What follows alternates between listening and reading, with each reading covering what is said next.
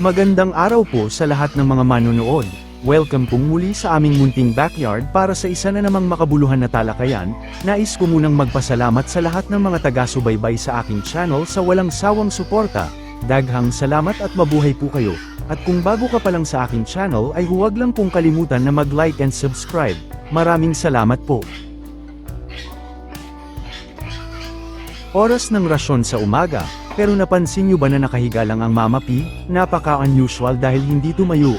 Dati kahit tulog lang napapalapit kami dito ay humihiyaw agad para sa pagkain.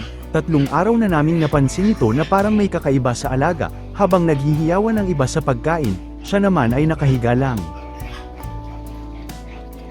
Ito ang bibigyan natin ng pansin kung anong kondisyon meron ang Mama Pig. Kabubulog lang po ng naturang inahin at nasa 12 days pa sa kanyang pang-10th party. Kumakain na ang ibang mga alaga at eto siya hindi man lang tumayo. Sa obserbasyon namin ay wala namang lagnat ang alaga dahil kumakain naman pero madalas ay nakahiga lang. Minsan tatayo para kumain kung talagang gutom na o di kaya ay iinom ng tubig kapag sobrang nauuhaw pero madalas ay nakahiga lang. Sa tingin namin ay mababa na ang kanyang calcium o ang tinatawag na hypocalcemia. Ito ay isang kondisyon kung saan mababa na sa normal level ang calcium sa dugo kaya may panghihina sa katawan o halos hindi na nakakatayo ng maayos. Ano ang mga dahilan bakit nasabi naming kulang na sa calcium ang alaga? Una sa lahat ang inahin na ito ay medyo may edad na. Simula pagkabiik ay nandito na siya sa amin at nakasyam na panganganak na at pang-10 ngayon.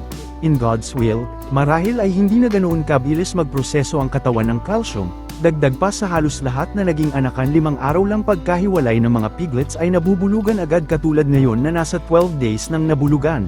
Baka ito rin ang dahilan na bumaba na ang calcium. Ang sunod na mga dahilan kung bakit nasabing mababa na ang calcium ay ang panghihina sa katawan at hindi nakakatayo agad-agad. Katulad ngayon, na pinapakain ng nakahiga. Wala pong lagnat ang Mama Pig dahil kumakain naman. Kapag may lagnat madalas ay hindi talaga sila kakain, based na rin sa mga previous experiences namin, at ang huling nakikita namin ay ang panghihina ng mga paa. Mamaya ay ipapakita namin na may panghihina sa isang paa niya. Ito po ang iilang mga signs bakit nasabing kulang na sa calcium ang Mama Pig. Gagamutin namin ito at antabayanan lang po dahil nagpabili pa kami ng gamot. Ito po ang sinasabi ko kanina. Pansinin ang paa sa likod sa kaliwa na halos nahihirapan niyang itapak. Ito ang isang sign na kulang sa calcium. Sa una ang akala namin ay bumalik ang sugat sa talampakan dahil nagkaroon ito dati ng foot rot pero gumaling na, wala namang sugat at pamamaga ngayon. Sa katunayan ay biglang nadulas siya sa mga sandaling ito. Hindi ko lang nakuna ng video dahil biglaan, nang naitapak ang apektadong paa na para bang walang lakas. Mapapansin din na talagang matamlay ang kondisyon ng Mama Pig at malalaman naman nating mga mag-aalaga na may nagbago sa kanilang ugali o kondisyon, di po ba? Meanwhile,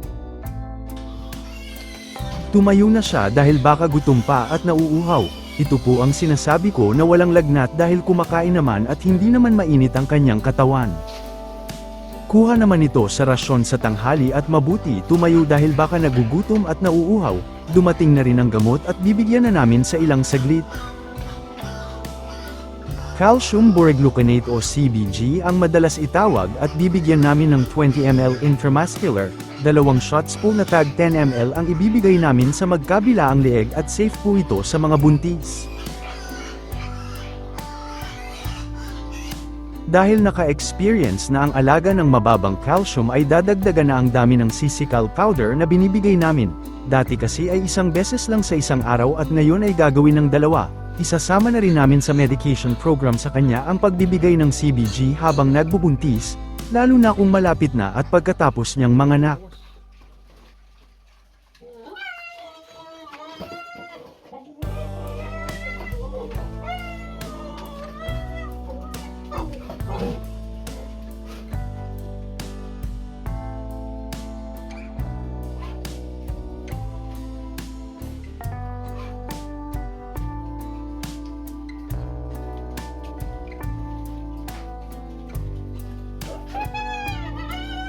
Tapos na po ang pagbibigay ng CBG at sana ay makarecover agad ang Mama Pig. Monitor na lang namin ang progress at magbibigay lang po kami ng update sa susunod.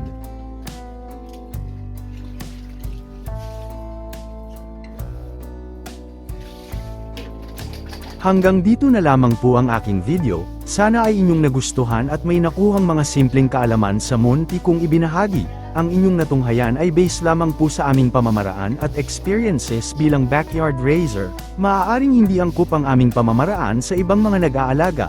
Daghang salamat sa inyong oras sa panunood at happy farming po mga kaibigan.